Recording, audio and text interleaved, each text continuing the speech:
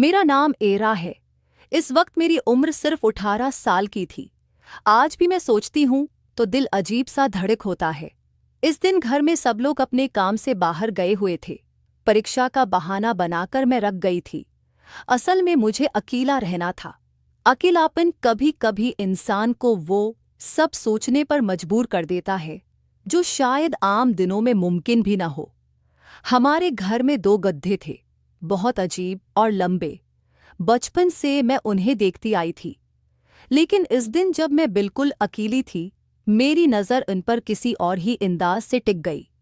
उनकी चाल, उनकी गर्दन का उठना और उनका घूरना, जैसे मेरे अंदर कुछ हिल रहा था। मैं धीरे धीरे उनके पास चली गई। आंगन की खामोशी और उनकी सांस की हल्की सी आहट मिलकर एक अजीब सा राज बन रही थी। मुझे लग रहा था जैसे उन दोनों में से कोई भी मुझे देखकर कुछ कह रहा है, पर लफ्जों में नहीं, सिर्फ इशारों में। मैंने अपने होंठ भीगे और हल्की सी मुस्कान आ गई। तुम दोनों को देखकर ना मुंह में पानी आ जाता है, मैंने धीरे से खुद से कहा, जैसे अपने दिल का राज छिपा रही हो। उन गधों की आंखों में एक अजनबी सी गहराई थी। मैं सोचती थी ये सिर्फ जानवर हैं, पर इस वक्त मुझे लग रहा था उनकी हर हरकत एक पहेली है, जैसे वो मेरी ओर झुककर कह रहे हों, इकरा तुम समझती क्यों नहीं। मैं एक कर्सी खींचकर उनके सामने बैठ गई। धूप उनके ऊपर गिर रही थी और उनका छाया मेरे पैरों तक आ रहा था। मुझे लगा जैसे वो छाया मुझे घेर ले रही है और मैं उस घेरे से निकलना भी नहीं चाहती थी।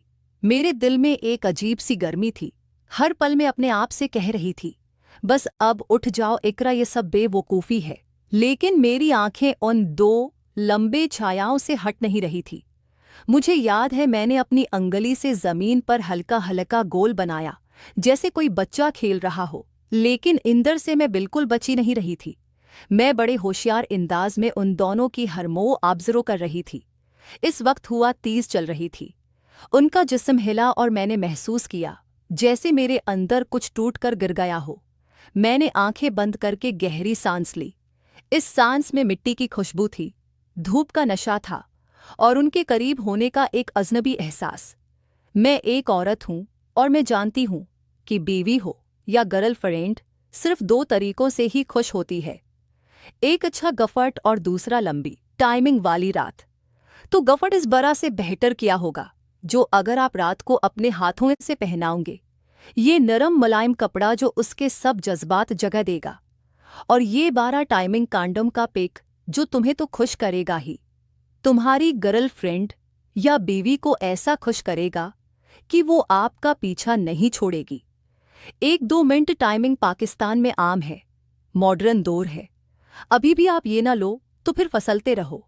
डिस्क्रिप्शन में लिंक है, क्लिक करके ऑर्डर करो और पैसे तब देना जब हमारी टीम आपके घर आकर आपको ये प्रोडक्ट आपके हाथ में दे।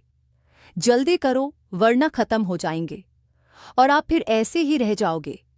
पता है, मैंने फिर धीरे से बोली, जब से मैं बड़ी हुई हूं मुझे लगता है तुम दोनों भी बदल गए हो। मैं खुद पर हंसना चाहती थी, पर आवाज ही ऐसी निकल रही थी जैसे कोई सिर्फ फसाना सुना रहा हो।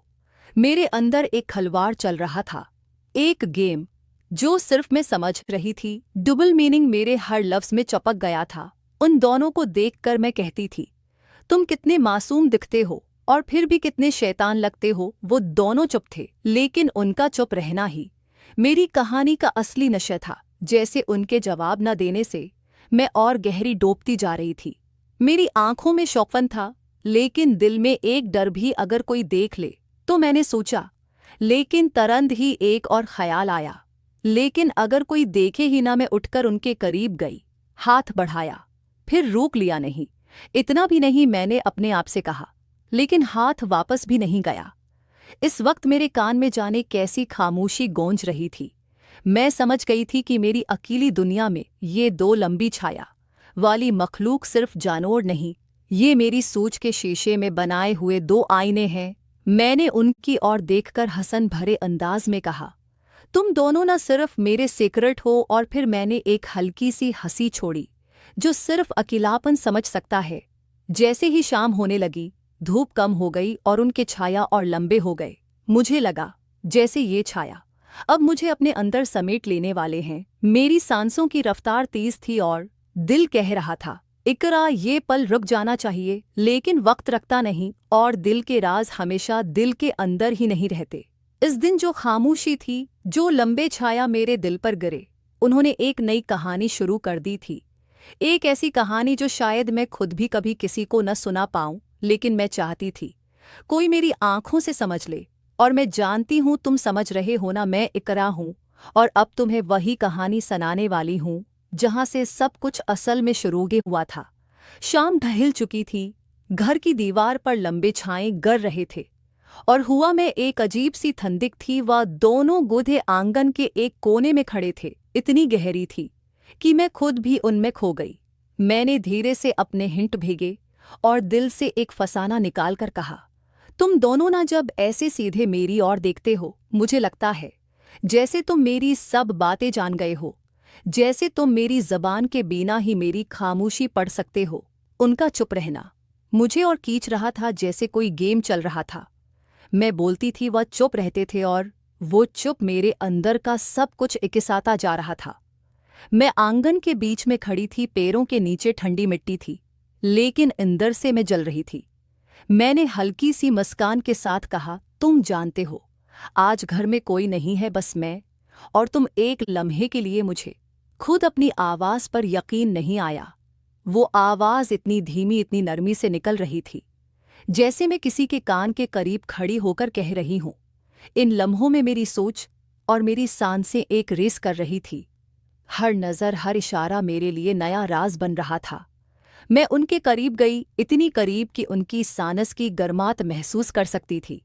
मैंने अपनी अंगुली हुआ, मैं उठाई और एक हिलका सा घूमकर उनकी गर्दन के आसपास घुमा दिया, जैसे कोई बच्चा छुपकर खिलौना ले रहा हो। पर मैं बच्ची नहीं रही थी, मैं खुद से कह रही थी,